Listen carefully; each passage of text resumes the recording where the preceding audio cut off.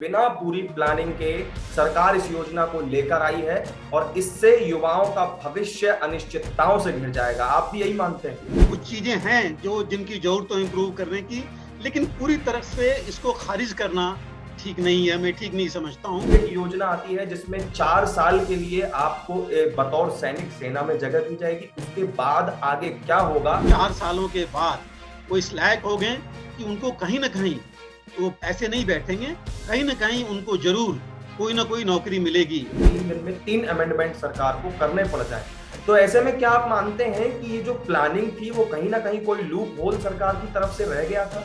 अभी भी कमियां हैं, ऐसा नहीं कि नहीं है, ये जरूर होगा। और इस चीज पर हो सकता है ध्यान नहीं गया हो, और गया भी हो तो ये हुआ होगा कि ठीक है हम बाद में इसको देख लेंगे। 4 साल का जो अग्निपथ योजना के तहत जो पूरी ट्रेनिंग युवाओं को दी जाएगी, उसमें सर हथियार चलाने वाली ट्रेनिंग का हिस्सा कितना होगा? उनको राइफल भी चलाना है, राइफल चलाने के बाद जा करके वो गन्स पर जाएंगे। नमस्कार, स्वागत है आप सभी का न्यूज रूम पोस्ट पर। मेरे साथ मैं हूं प्रशांत भारद्वाज।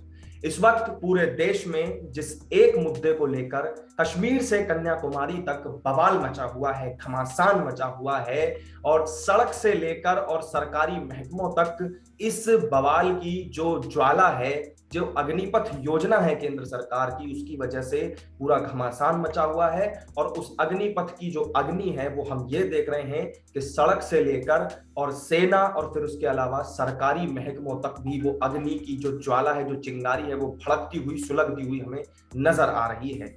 सभी के अपने अपने तर्क हैं, सभी के अपने अपने दावे हैं योजना को लेकर, सभी का अपना अपना अलग अलग विश्लेषण है। कुछ लोग इसे फायदेमंद बता रहे हैं देश के भविष्य के लिए, तो वहीं एक वर्ग ऐसा भी है जिसका कहना है कि सरकार को ये योजना जल्द से जल्द वापस ले लेनी चाहिए।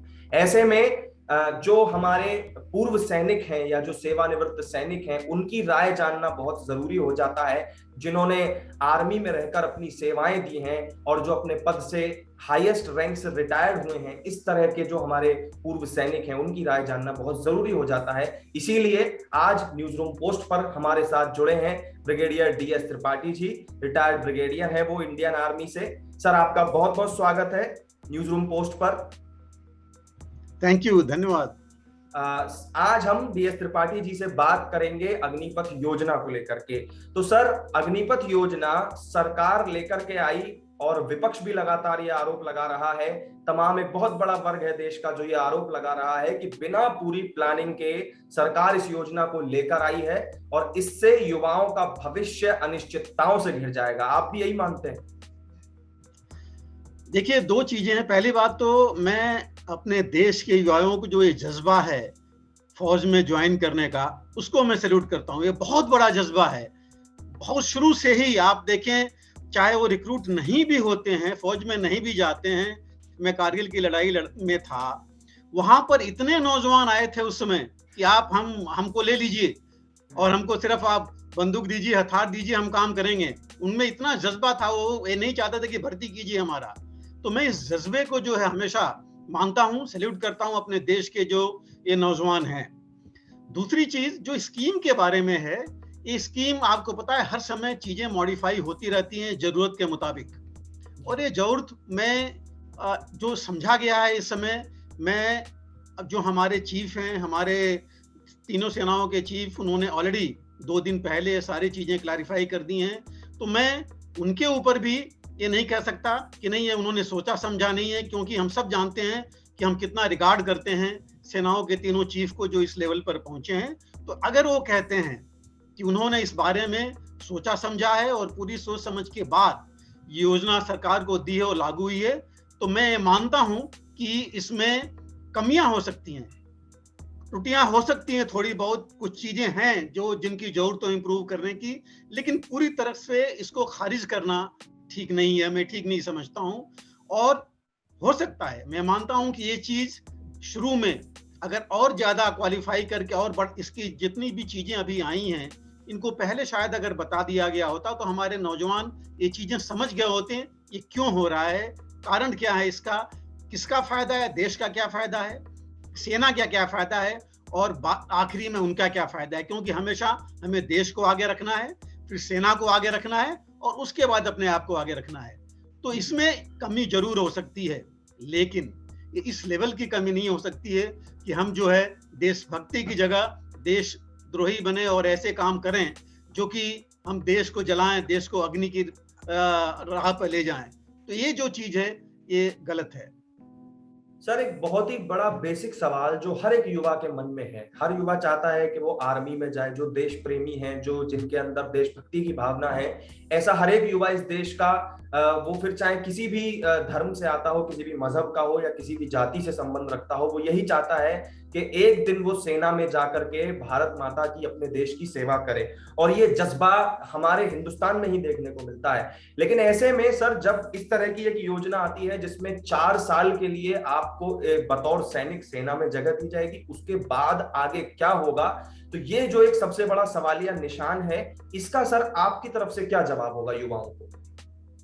देखिए, दो चीजें हैं। एक तो अगर आप रिक्रूटमेंट की जब बात कर रहे हैं तो अगर आप 2015 से 2020 का लीजिए, मैं पहले का नहीं जाऊंगा, जो 2 साल से तो रिक्रूटमेंट बंद ही थी, तकरीबन एवरेज जो है 50,000 पर ईयर रिक्रूटमेंट हो रही थी उस समय, और बीच में बंद थी। अभी जो है 40,000 की रिक्रूटमेंट की बात हो रही है। तो 40,000 लेने से मैं कहूंगा कि तकरीबन सेना का रिक्वायरमेंट तो पूरा हो रहा है। 50 की जगह 40 ले रहे हैं, तो उतनी जो उनको जरूरत है उसके मुताबिक तो आदमी मिल जा रहे हैं जो उनको रिक्रूट चाहिए। तो सेना का जहां तक सवाल है, और जहां तक मैं भी कहूंगा देश का सवाल है, उतने जवान उनको मिल रहे हैं। लेकिन जो बात आपने कही, ये बहुत एक इंपॉर्टेंट सवाल है कि आदमी अपने भविष्य को भी देखता है। पहले भी जो मैंने अभी कहा कि मैं इनके जज्बे को सैल्यूट करता हूं, इनका जज्बा था, इनको पता था कि ये 15-18 साल के बाद रिटायर हो सकते हैं अगर आगे नहीं गए, प्रमोशन नहीं हुआ, या 17-18 साल सर्विस करके निकल आएंगे, लेकिन फिर भी ये जा रहे थे। अब आज अगर वो कम हो गया है तो नेचुरली उनके दिमाग में भी ये बात आएगी कि हमारा आगे का भविष्य क्या होगा, जिसके बारे में ये जरूरी था कि हम शुरू में ही इनको बताते, चाहे सरकार की तरफ से या जो हमारी सेनाएं हैं उनकी तरफ से, जो इन्होंने बाद में ये चीज दी है कि वो उनको इस लायक बना रहे हैं कि इन 4 सालों के बाद वो इस लायक हो गए कि उनको कहीं ना कहीं वो ऐसे नहीं बैठेंगे, कहीं ना कहीं उनको जरूर कोई ना कोई नौकरी मिलेगी। लेकिन इसका हम एक सॉलिड, अगर उस समय हम पूरा जो चीजें अभी आ रही हैं कि हर एक में, होम मिनिस्ट्री में, बाकी मिनिस्ट्रीज कह रही हैं कि हम 10%, कोई कहता है हम उसमें आरक्षण देंगे, लेकिन उनको ये क्लियर नहीं है कि हम कितने लिए जाएंगे। अगर 30,000 बाहर निकलते हैं, उन 30,000 इतने वेल ट्रेन उस समय हो जाते हैं, वो जिनको आप 10 वाले को 12 की डिग्री देंगे, जो 12 पास करके आ रहा है उसको आप ये भी कह रहे हैं कि 3 साल में उनको ग्रेजुएशन की भी डिग्री देंगे।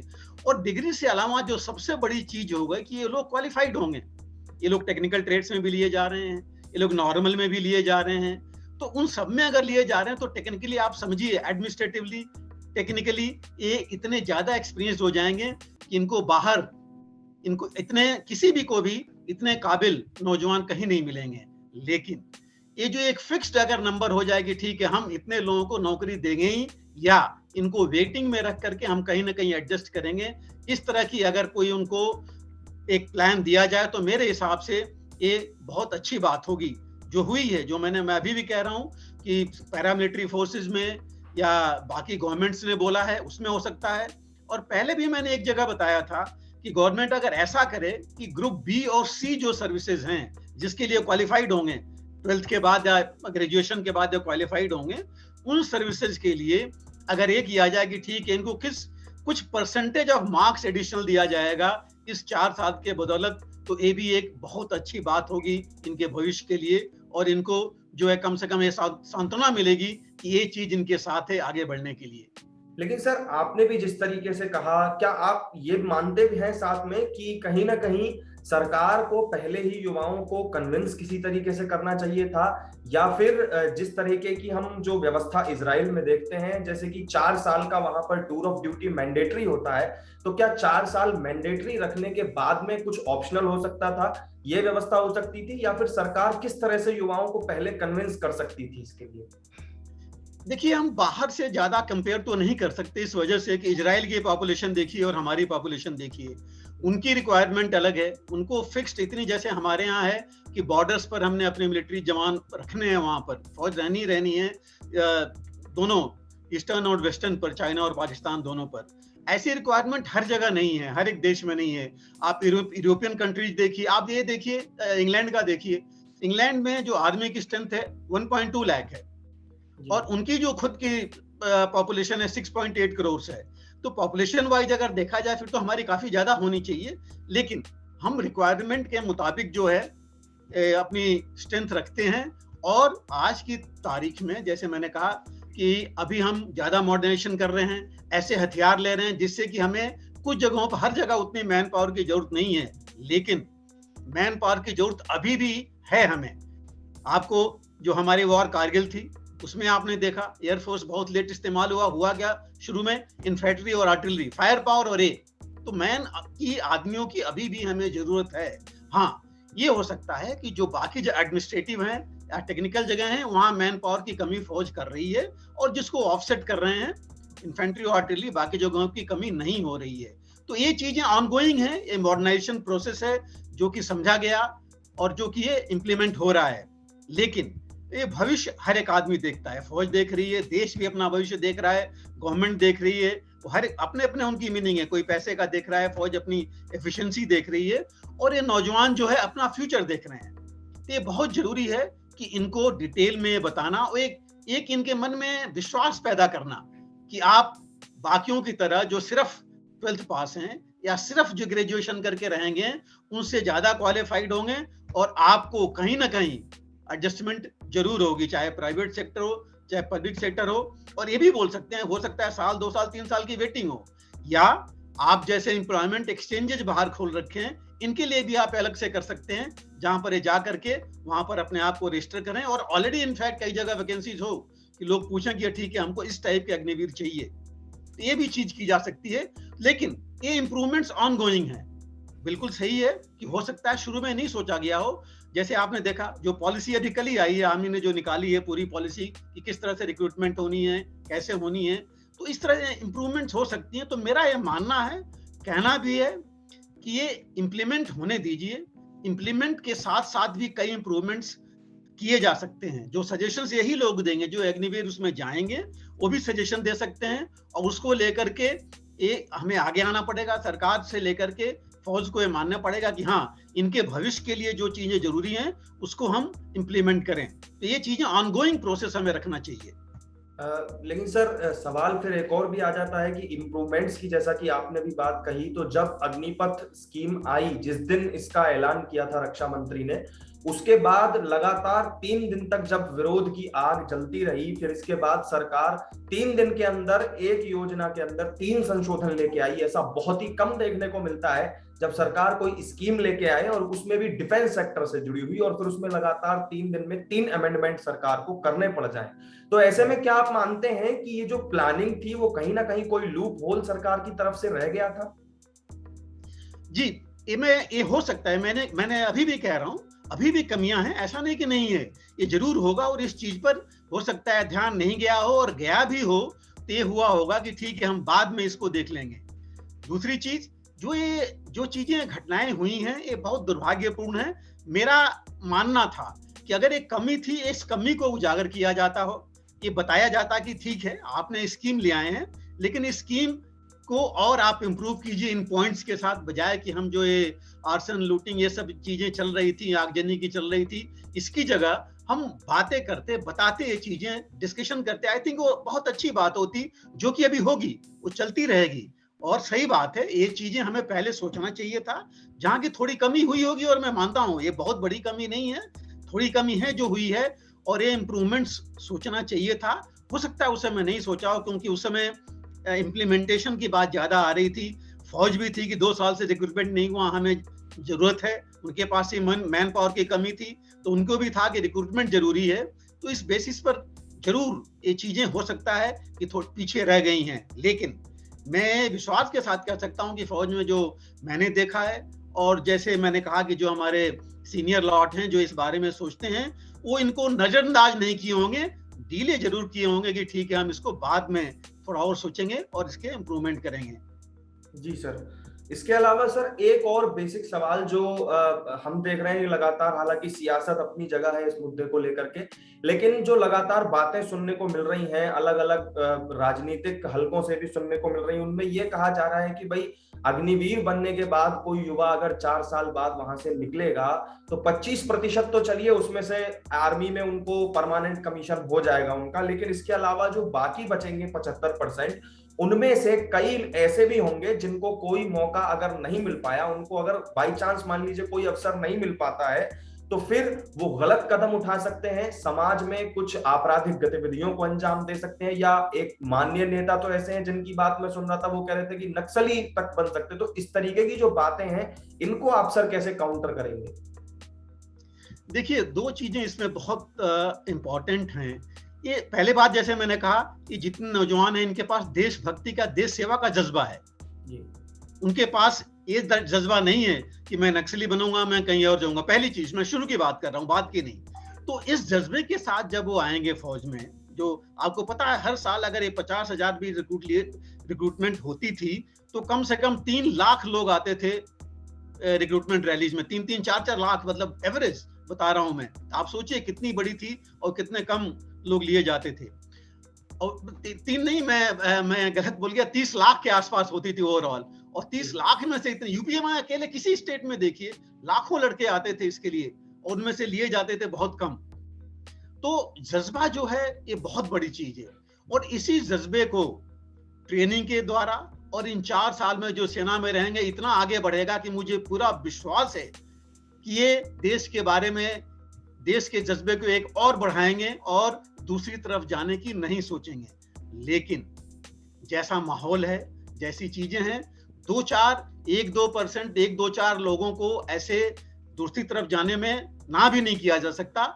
इसलिए बहुत जरूरी है कि इनको एक भरोसा देना कि जो चीजें आपके पास हैं ये देश के लिए ही हम इस्तेमाल करेंगे, देश और समाज की भलाई के लिए। मैं तो यहाँ के तक कह सकता हूँ कि अगर मैक्सिमम लोग जो हमारे हैं ये जवान, ये गांव के हैं, गांव से आते हैं, इसलिए आप देख रहे हैं कि ये कहाँ प्रदर्शन हो रहे हैं। और इनके सबसे बड़ा इस्तेमाल जो नेग्लेक्टेड एरियाज हैं, हमारे बैकवर्ड एरियाज हैं, गांव के एरियाज हैं, वहां पर हो सकता है। अगर स्टेट गवर्नमेंट इनको यूटिलाइज करें, जितनी इनकी स्कीम्स जा रही हैं, या जो टेक्नोलॉजी वाली चीजें, एक टेक्नोलॉजिकली काफी ट्रेंड होंगे लड़के इनमें जो फौज में होंगे, इनको इस्तेमाल किया जा सकता है। जो टेक्नोलॉजी सेंटर्स छोटे मोटे बनाए जा रहे हैं गवर्नमेंट्स द्वारा गाँव में या पंचायत स्तर पर, ऐसी जगहों के लिए इससे बढ़िया, इससे ज्यादा ट्रेंड और मोटिवेटेड किसी भी गवर्नमेंट को नहीं मिलेगा। तो ऐसी चीजें सोची जा सकती हैं, और अगर ऐसा किया जाएगा तो मुझे पूरा विश्वास है कि ये जो देशभक्त लोग हैं, जो जज्बा लेके निकलेंगे, वो कहीं इधर उधर नहीं जाएंगे, बल्कि ये मदद करेंगे दूसरे लोगों को, समाज के ऐसे लोगों को समाज के मुख्य धारा में लाने की। जी सर। तो अब जो हालिया ट्रेंड हम देख रहे हैं सर, जिसमें कि हम ये देखते हैं, पहले तो कृषि कानून का जिस तरीके से हमने देखा कि पूरा एक तरीके से 1 साल तक वो आंदोलन चला, दिल्ली की सड़कों को भी घेर के रखा गया। फिर इसके अलावा हम देखते हैं कि जो भी सरकार की तरफ से कोई कानून संसद में पारित किया जाए, या जो अगर इस तरीके की कोई नई रिफॉर्म वाली कोई योजना सरकार लेकर आती है जिसमें एक मेजर रिफॉर्म छिपा होता है, तो हम देखते हैं कि उसका जो विरोध है वो काफी मुखरता के साथ होता है, और उसको एक बिल्कुल ही अलग राजनीतिक रंग रूप दे दिया जाता है। हालांकि हमारी जो सेना है, भारतीय सेना है, वो राजनीति से बिल्कुल अलग रहती है और उससे कोई लेना देना भी नहीं होता। पर लेकिन कहीं ना कहीं हमने भी देखा कि जब कल आर्मी की प्रेस कॉन्फ्रेंस हुई तो उसके बाद भी ये सवाल उठाए जाने लगे कि विपक्ष की तरफ से कि अगर सरकार की योजना है तो सरकार के किसी मंत्री को आके जवाब देना चाहिए था, उनको प्रेस कॉन्फ्रेंस करनी चाहिए थी, सैन्य अधिकारियों को ऐसे मुद्दों से दूर रहना चाहिए। तो इस पर सर आप क्या कहना चाहेंगे? देखिए, कल जो जिसकी स्पेसिफिक आप बात कर रहे हैं कॉन्फ्रेंस की, वो जो तीनों चीफ जो आए थे, चीफ तो नहीं थे, जो हमारे उसको डिपार्टमेंट ऑफ मिलिट्री अफेयर्स से थे, उन्होंने जो चीजें बताई वो इम्प्लीमेंटेशन की बात कर रहे थे, वो पॉलिसी की बात नहीं कर रहे थे। अगर पॉलिसी की बात होती तब तो गवर्नमेंट का कोई करता, चाहे वो डिफेंस सेक्रेटरी से लेकर के मिनिस्टर या कोई करता, लेकिन इम्प्लीमेंटेशन की बात हो रही थी कि इसको कैसे हम आगे बढ़ाएंगे।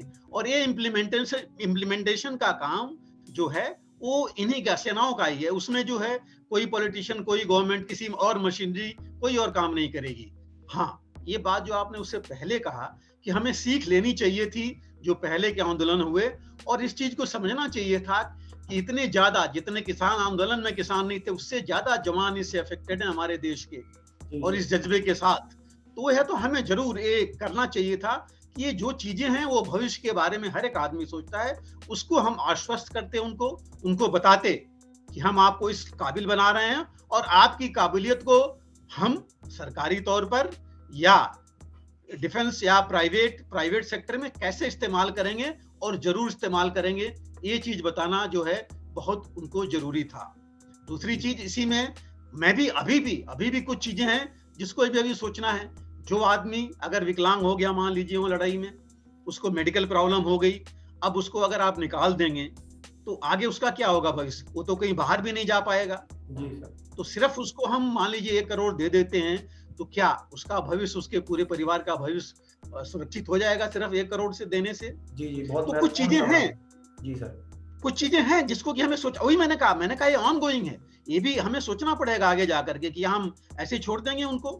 दूसरी चीज, आप इनको जो है, अभी आपने देखा होगा जो निकाली है कल कॉन्फ्रेंस के बाद जो चीजें आएंगी, कैसे भर्ती करेंगे, किस ट्रेड में करेंगे, आप देखिए कितने वाइड स्पेक्ट्रम से भी लिए जा रहे हैं। ITI से, ये जो पॉलिटेक्निक से लड़के लिए जा रहे हैं, अलग अलग ट्रेड्स में उनको अलग मार्क्स दिए जा रहे हैं।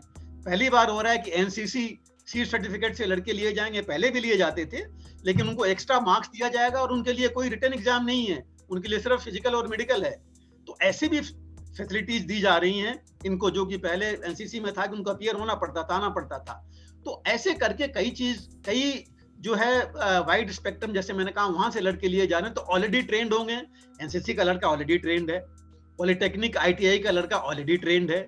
इवन मैं ये भी कहूंगा कि जो डिपेंडेंट्स आएंगे एक्स सर्विसमैन के, वो भी एक तरह से ट्रेंड है, क्योंकि उसी माहौल में पैदा हुए हैं, उस माहौल में रहे हैं। तो ऐसे लोग ऑलरेडी कुछ ट्रेंड मिल रहे हैं, उनको और ट्रेन करेंगे तो उनके अंदर ये देशभक्ति का ही जज्बा आगे बढ़ेगा। लेकिन ये जो आपने कहा, ये जरूर हमें थोड़ा शिक्षा लेना चाहिए था जो पहले आंदोलन हुए, और इंश्योर करना चाहिए था कि जो इनकी ये कुछ गलतफहमियां हैं और फ्यूचर के बारे में, भविष्य के बारे में, इनको हम और आश्वस्त करना चाहिए था। और अभी भी हमारे पास चांस है, हम सोच करके जो पॉइंट आ रहे हैं बात करें, डिस्कस करें, जैसे आप हम लोगों से कर रहे हैं, ऐसे ही डिस्कस करके और पॉइंट्स लेकर के, और उनके भविष्य ही है मेन हमारा, उनका भविष्य देश का भविष्य है। जैसे नौजवान का भविष्य जितना ब्राइट होगा, हमारा देश भी उतना आगे बढ़ेगा। इसलिए जरूरी है कि इनके भविष्य के बारे में ही हम सोचें और उनको आश्वस्त करें। सर एक चीज और मैं आपसे थोड़ा ये क्लियर करना चाहूंगा, क्योंकि हमारे देश में जो एक आम धारणा है सेना को लेकर के, उसमें यही माना जाता है कि आर्मी की ट्रेनिंग मतलब कि हथियार चलाने की ट्रेनिंग, मतलब कि आपको दुश्मन को खत्म करने की ट्रेनिंग। तो जो 4 साल का जो अग्निपथ योजना के तहत जो पूरी ट्रेनिंग युवाओं को दी जाएगी, उसमें सर हथियार चलाने वाली ट्रेनिंग का हिस्सा कितना होगा, और एक वेल डिसिप्लिन्ड युवा बनाने का, एक सिंसियर युवा बनाने का जो हिस्सा है वो कितना होगा, ये मैं थोड़ा सा आपसे क्लियर करना चाहूंगा, क्योंकि कई युवाओं के मन में, मुझसे भी कई लोगों ने ये सवाल पूछे। देखिए, आज की तारीख में जो आप कह रहे हैं, कोई हर एक चीज जो ट्रेनिंग होती है वो अपने उसके जो काम है, जैसे मैंने कहा इन्फेंट्री में उनका अलग काम है, आर्टिलरी में अलग काम है, जो बाकी टेक्निकल सर्विसेज हैं, चाहे जो सपोर्ट जो एडमिनिस्ट्रेटिव सर्विसेज हैं, उनका अलग काम है। कोई स्टोर होल्डर भी होता है, कोई कैंटीन भी चलाता है, जो करोड़ों की, जैसे आप सोचिए कि इन्हीं में से कोई किसी कैंटीन में जाकर 1 करोड़ों का काम करेगा, वो जहां पर वो देखेगा, वो एक अलग उनको एक्सपीरियंस मिलेगा। ड्राइवर होंगे जो लॉन्ग रूट पर गाड़ियां लेकर के जाएंगे, मैनेजमेंट करेंगे, ये 50-100 गाड़ियां कैसे ले जानी है, किस समय ले जानी है, कहाँ रखनी है, स्टोर्स कहाँ रखने हैं, उनको राइफल भी चलाना है। राइफल चलाने के बाद जा करके वो गन्स पर जाएंगे, इतनी बड़ी गन्स जिनका आप सुन रहे हैं, लोग देख रहे होंगे इस यूक्रेन वार में, नाम सुन रहे हैं। कोई मिसाइल रेजिमेंट में जाएगा, वहां इतनी बड़ी चीज वो देखेगा। तो एक चीज नहीं है, इतनी टेक्निकल चीजें आ गई हैं इन्फेंट्री से लेकर के आर्टिलरी से लेकर हर एक सेना के विभाग में, कि उनको एक चीज नहीं मिलेगा, मैन मैनेजमेंट, उनको कैसे किसके साथ रहना है, अपने बड़ों के साथ कैसे रहना है, छोटों के साथ कैसे रहना है, अपने जो दूसरे रेजिमेंट्स हैं, दूसरे लोग हैं, उनके साथ कैसे रहना है। और यही नहीं, जब ऑल इंडिया ऑल क्लास कैसे वो एक नॉर्थ वाला साउथ के साथ कैसे रहेगा, ये हर एक चीज रहेगी इसके अंदर। तो सीखने को इतना मिलेगा यहाँ पर जितना कि उनको जिंदगी में कहीं और नहीं मिलेगा, ना मिल सकता है कहीं भी रहते हुए।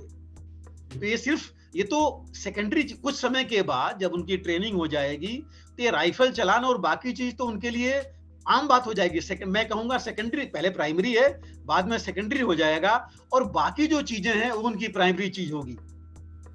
जो लोग, ये भी बता दूं मैं कि जब वो जाएंगे तो उनके जो जिस बटालियन में जाएंगे, उनके जो ऑफिसर्स होंगे, उनका सबसे पहला ध्यान ये होगा, हमसे ज्यादा होगा, कि जो 4 साल के बाद नहीं रखा जाएगा वो क्या करेगा।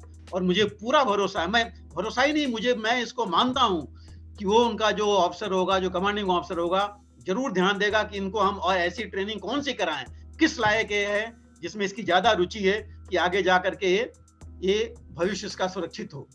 जी सर। और हो सकता है, मैं ये भी कह सकता हूं अपने एक्सपीरियंस से, हो सकता है जो भी लड़के इन बटालियन में जाएंगे, इनका जो कमांडिंग ऑफिसर या बटालियन है वो बाद में भी ध्यान रखेगी कि भाई तुम कहाँ हो रहे हो, क्या हो रहे हो, तुम्हारे लिए इतनी जगह है, यहाँ पर चले जाओ। ये भी होता है और ये भी होगा, जो कि अनरिटन है, ये कहीं लिखी नहीं है, बट ये सेना में होता है, इसलिए मैं आपको बता रहा हूँ ये चीज। सर एक सवाल और ये भी है कि जो हमारे जो वरिष्ठ सैन्य अधिकारी हैं, जो सीनियर रैंक के अफसर हैं सेना के, क्या वो लोग इन हमारे युवाओं पर, जो अग्निपथ योजना के तहत जाते हैं सेना में, तो इन युवाओं के ऊपर कितना भरोसा कर पाएंगे? क्योंकि एक बहुत बड़ा फैक्टर इन युवाओं के साथ जुड़ा होगा। बेशक ये 4 साल की ट्रेनिंग लेकर के जाएंगे, लेकिन फिर भी एक फैक्टर इनके साथ ये जुड़ा होगा कि अपरिपक्वता का जो फैक्टर है, जो इमेच्योरिटी का फैक्टर है, वो यंगस्टर होने के नाते इन लोगों के साथ फिर भी जुड़ा होगा। तो ऐसे में जो हमारे जो सीनियर रैंक के जो अफसर हैं बड़े बड़े सेना के, वो कितना भरोसा कर पाएंगे? क्योंकि भरोसा एक बहुत ही महत्वपूर्ण चीज होती है, खासतौर पे सेना जैसे संस्थान में। सर देखिए, जो आप भरोसे की बात कर रहे हैं, ये वेरी फैक्ट कि ये आ गए हैं, इनको ट्रेनिंग दे दी गई है और इस लायक मान लिया गया है सिलेक्ट करके कि ये फौज लायक हैं, तो हर एक आदमी इनके ऊपर भरोसा करेगा। लेकिन जो आपने कहा अपरिपक्वता होती है, हर एक आदमी की लेवल, हर एक चीज का मेंटल और फिजिकल एक नहीं होता। एक स्टैंडर्ड तो आप कर सकते हैं। अब यही मैं आपको थोड़ा सा पीछे ले जाऊं, कारगिल में आप देखिए सबसे मैक्सिमम आगे कौन गए थे? यंग ऑफिसर्स, 2 साल 1.5 साल की नौकरी वाले, और जवान भी वही थे। उस जवान को पता है कि वो टाइगर हिल या .4875 पर जा रहा है, वहां से गोलियां आ रही हैं, सामने आ रही हैं, लेकिन तब भी वो जा रहा है। उसका वहां कुछ नहीं था, ना घर है, ना उसकी जमीन है, ना कुछ है, कुछ भी नहीं है उसका, लेकिन फिर भी वो जा रहा है। कुछ उसमें ऐसे भी थे जो 6 महीने 2 साल में रिटायर होने वाले थे, 6 महीने 1 साल में, फिर भी हो गए। ये क्या था?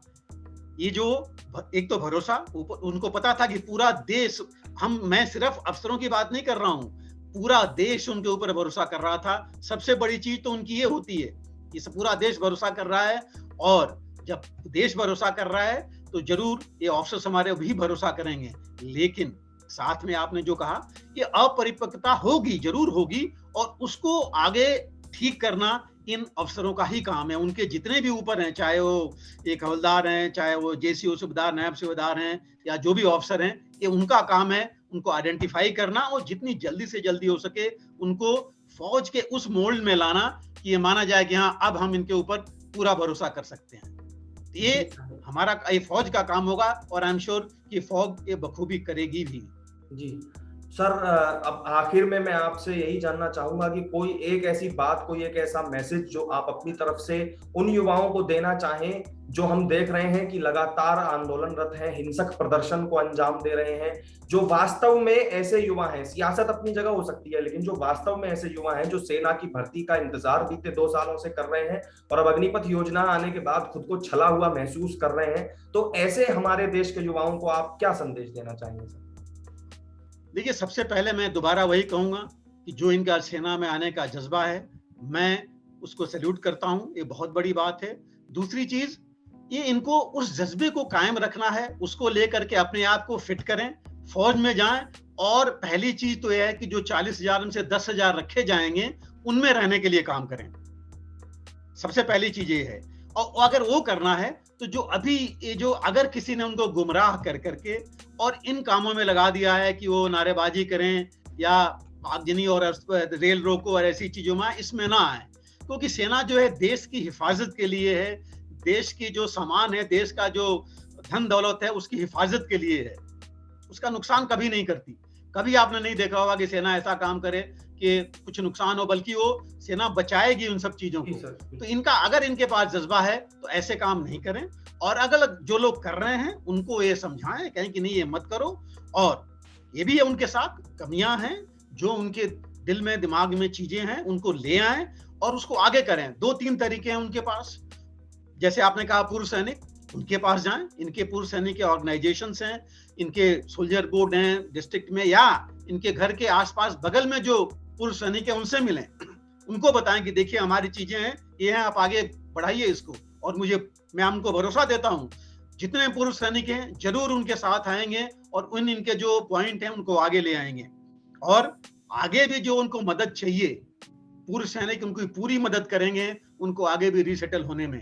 तो ये चीजें छोड़ करके मेन स्ट्रीम में आए और ये दिखाएं, देश को दिखाएं और फौज को बताएं कि हाँ हम इस लायक हैं कि हम आएंगे साथ में, और जो आपको बताएंगे, और हमारे जो भविष्य की जो मेरी चिंताएं हैं वो आप लोग हमें दूर करें, जिसका जो ये सेना का, ये देश का भी कर्तव्य होगा कि इनकी जो है जो ये उनके मन में जो आशंकाएं हैं उनको दूर किया जाए और उनका भविष्य जो है उनको उज्जवल बना के रखा जाए कि उनको भी भरोसा कायम रहे। जी सर, मैं उम्मीद यही करूंगा सर कि आपके इस पूरे क्लैरिफिकेशन के बाद हमारे देश के जो भी युवा हैं, जो भी इस वक्त न्यूज रूम पोस्ट देख रहे हैं, उनको समझ में आ गया होगा कि अग्निपथ योजना के कितने फायदे हैं और देश के भविष्य के लिए, उनके खुद के उज्जवल भविष्य के लिए ये योजना कितनी मददगार साबित हो सकती है। ये मेरी उम्मीद है कि वो अच्छी तरीके से आपके समझाने के बाद समझ गए होंगे। तो फिलहाल मेरे साथ आपका बहुत बहुत शुक्रिया DS Tripathi ji, brigadier DS Tripathi ji, हमारे साथ जुड़ने के लिए, और आपने वक्त निकाला इसके लिए आपका बहुत बहुत शुक्रिया। धन्यवाद। तो फिलहाल इस न्यूज रूम पोस्ट लाइव में मेरे साथ इतना ही, फिर जुड़ेंगे आपके साथ, लेकिन तब तक के लिए दीजिए इजाजत। नमस्कार।